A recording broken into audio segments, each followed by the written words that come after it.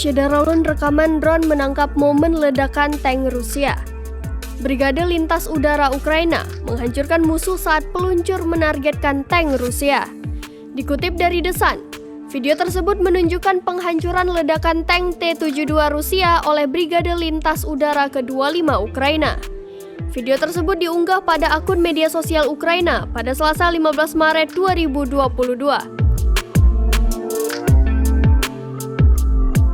Perkembangan perang antara Rusia dan Ukraina semakin mengkhawatirkan. Hingga memasuki hari ke-21 pada Rabu 16 Maret 2022, tidak ada tanda-tanda kedua negara bakal melakukan gencatan senjata.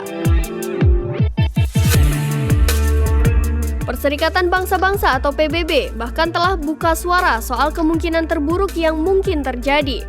Salah satunya perang nuklir yang akan melibatkan negara-negara besar. Hal tersebut disampaikan oleh Sekretaris Jenderal Perserikatan Bangsa-Bangsa, memperingatkan pada hari Senin tentang kemungkinan bahwa krisis Ukraina-Rusia dapat meningkat menjadi perang nuklir.